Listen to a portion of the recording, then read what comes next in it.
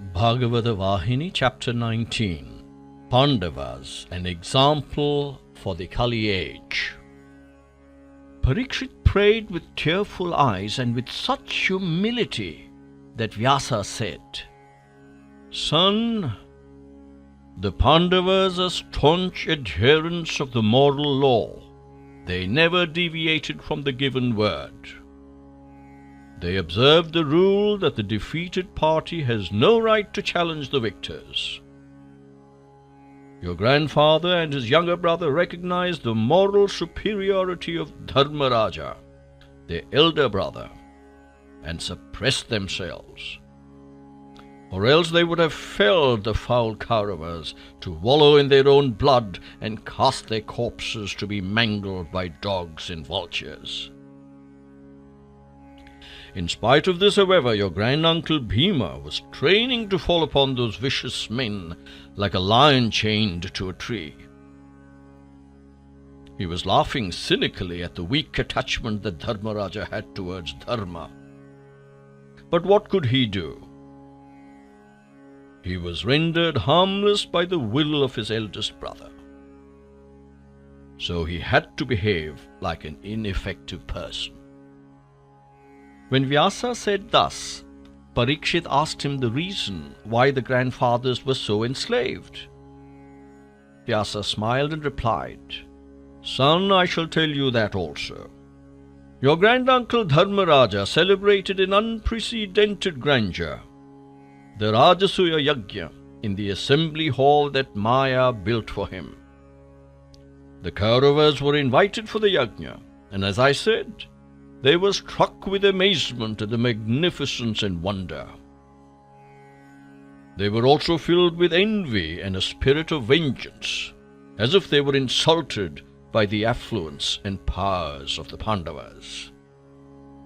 They held counsel with wicked elements and sought some means by which they could undermine their fortune.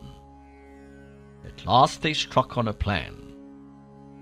That was the gambling contest through the royal game of dice. They behaved as if they were filled with fraternal love and as if they were motivated by the utmost affection. Their words were poisoned drops of honey, stabs steeped in butter. They persuaded their blind old father to send Dharmaraja a communication which ran thus: "Son, you are all brothers. Come and be together in one place and make merry over a game of dice." On receipt of this invitation, your granduncle, who had no inkling of the wiles that the Kauravas are capable of, who had a guileless mind himself, accepted it and played the games they proposed, unaware of the stratagems they had planned. He was then tempted to stake his brothers and finally even his queen Draupadi. He did not realize that the game was full of foul movements and conspiratorial tricks. He never imagined that his cousins will land him in abject misery. So under the rules of the gambling game, Draupadi became the property of the victors. They too, in order to wreak vengeance and cool their overwhelming passion of hatred, designed to dishonor the queen of the Pandavas in full sight of the entire assembly of courtiers. Foul brains can hatch only foul plans. At these words, Parikshith began shedding tears. He asked Vyasa in a voice interrupted by signs, "How did that blind Dhritarashtra, himself an emperor, suffer this degrading behavior towards another woman and a queen to happen? Of course, he had no eyes to see, but he had certainly ears to hear. Had he plugged his ears so that her wailings could not reach his understanding? Or had they too become blind? The Shastras teach that no woman can be injured or insulted. She has to be given help and succor. And these rulers, who ought to be exemplars to their subjects in morality and justice, have the audacity to break the Shastras with impunity. How can such vicious persons be emperors? Are they not the meanest of mortals? Only the worst sinners will contrive to insult and dishonor another's wife, a helpless woman. I feel that this land has been torn into bits, only because such abominable persons were raised to power. At last these disasters brought about total destruction. God is not blind, is he? Parikshith continued his wailing of protest.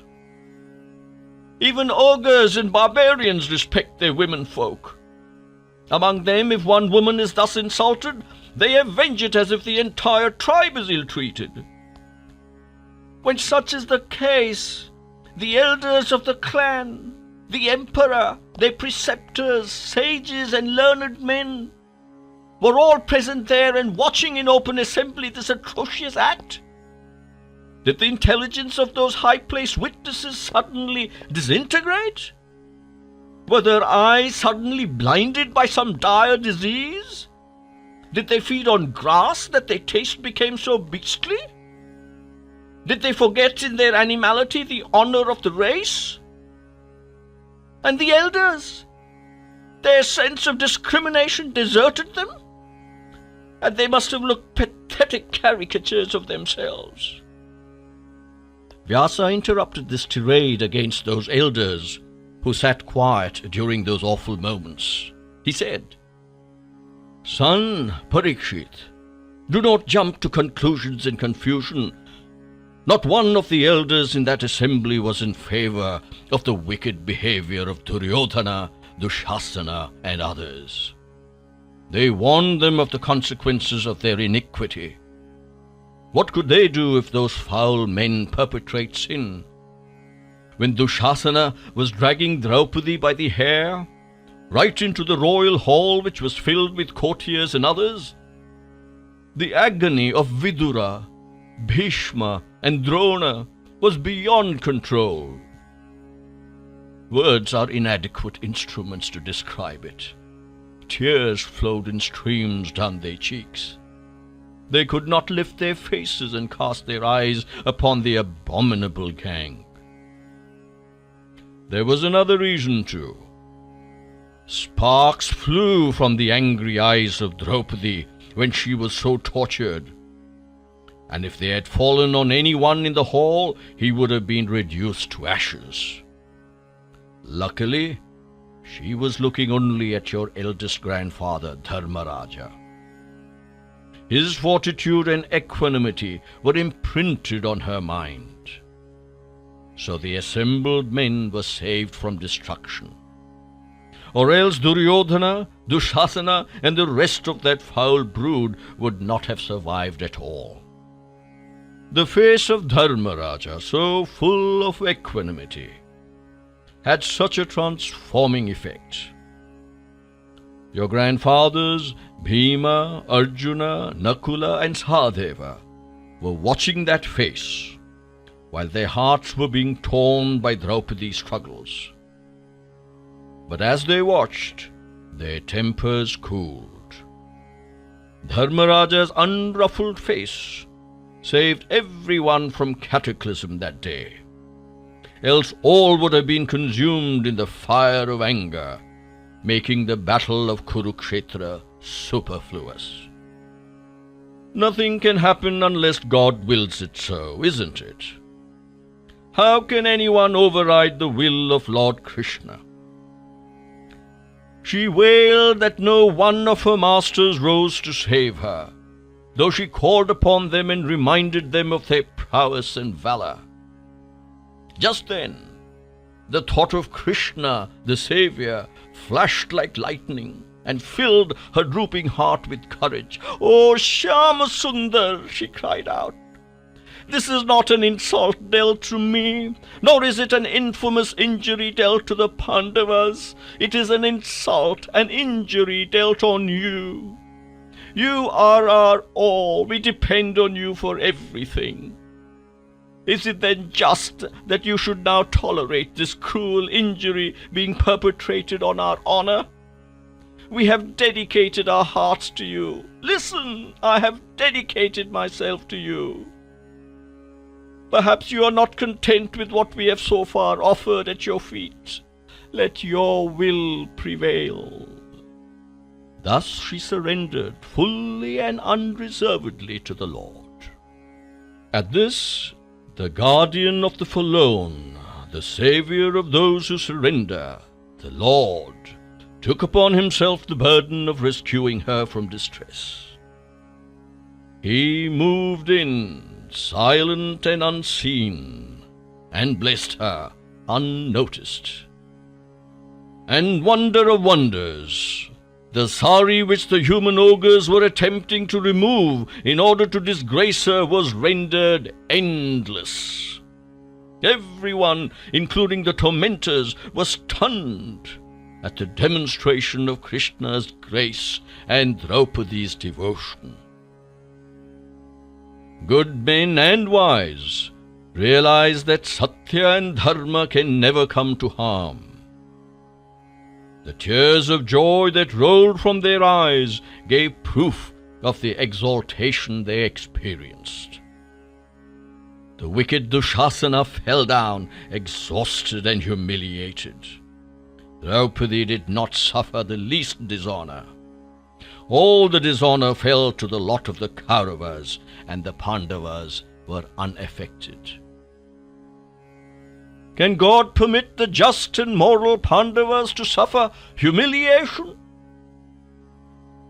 The harm that the Kauravas planned to inflict on the Pandavas recoiled on them only.